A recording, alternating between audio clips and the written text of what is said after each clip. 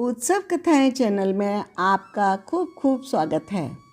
कली हनुवाणी अध्याय 5 मृत्यु को हराना भाग 6। जब से हनुमान जी ने उसको देह से अलग होने की तकनीक समझाना शुरू किया था तब से वह भयभीत और चिंतित थी, परंतु मृत्यु की भविष्यवाणी सुनकर उसे डर नहीं लगा, अपितु पहले से जो डर और चिंता थी वह भी समाप्त हो गई।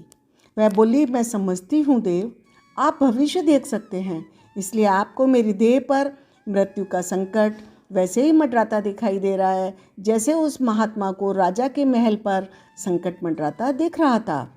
यदि मैं इस देह को पूरी तरह छोड़ देती हूँ और इसके प्रति सभी आसक्तियाँ समाप्त कर देती हूँ तो यह देह मेरी नहीं रहेगी। जो देह उस समय मेरी होगी वह मृत्यु को प्राप्त होगी, यह देह नहीं। बिल्कुल सही समझा उर्मी, हनुमान जी ने गहरी श्वास लेते हुए कहा। जैसे मैंने अपेक्षा की थी उससे भी अधिक सहजता से आपने इस भविष्यवाणी को स्वीकारा है। मुझे प्रसन्नता है। मृत्यु कोई बहुत बड़ी चीज़ नहीं है, इससे घबराने की कोई आवश्यकता नहीं है। जैसे आपकी आत्मा अन्य अनुभव जीती है उसी तरह मृत्यु भी एक अनुभव है जिसको आपकी आत्मा जीती है।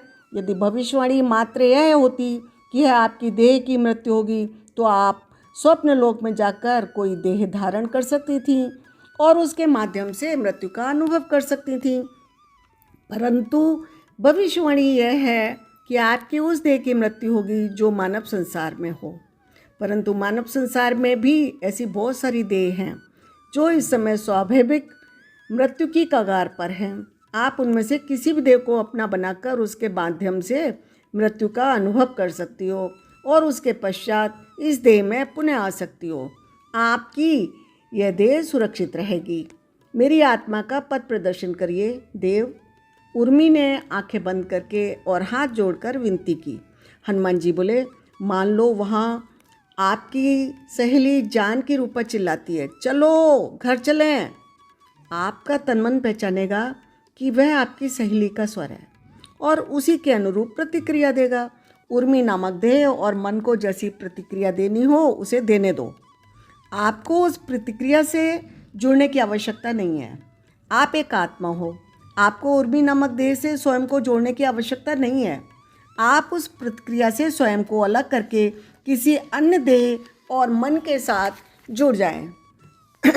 उर्मी ने हनुमान जी द्वारा प्रतिज्ञान को अपने मन में चिन्हित करने का प्रयास किया। हनुमान जी आगे बोले, इस हवा में एक गंध है।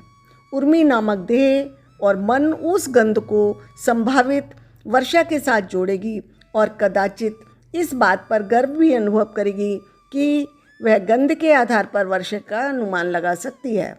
आपको उस गर्व की भावना के साथ जुड़ने की आवश्यकता नहीं है। उर्मी जो कर रही है उसे करने दो।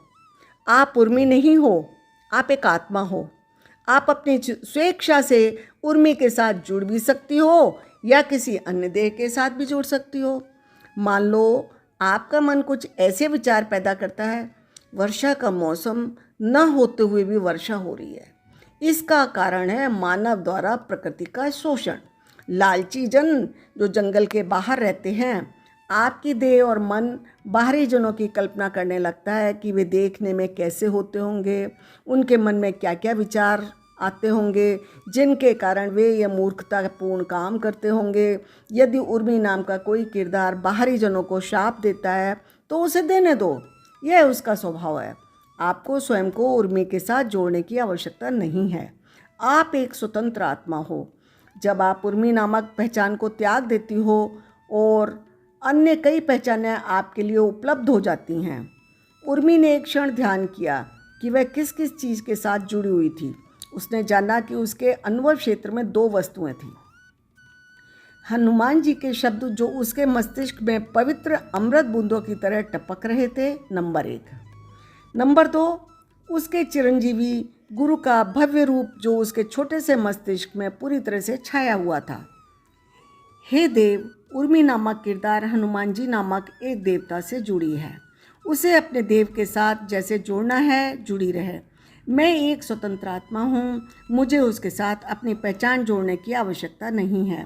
मैं ऐसी पहचान के साथ भी स्वयं को जोड़ सकती हूँ जिसमें हनुमान नामक शब्द भी कभी सुना ही ना हो। क्या मैं सही कह रही हूँ देव? उर्मी ने पूछा। हनुमान जी ने कोई उत्तर नहीं दिया। यह मैं नहीं हूँ। क्या मैं सही कह रही हूँ देव? यह प्रश्न भी उर्मी नामक किरदार ने पूछा है, मैंने नहीं। मैं स्वतंत्र आत्मा हूँ। मैं उर्मी के व्यवहार और गतिविधियों से स्वयं को नहीं जोड़ती। हनुमान जी द्वारा उत्तर न देने के कारण उपलब्ध शांति और निशब्दता के क्षण में उसने यह विचार किया। हनुमान जी बोले, ध्यान करो उर्मी। आप इतने सूक्ष्म और विविधतापूर्ण तरीकों से संसार को उर्मी के रूप में अनुभव कर रही हो कि आपको स्वयं पता नहीं लग रहा है। जैसे मकड़ी के जाल में एक मक्खी फंसी होती है, वैसे ही आप माया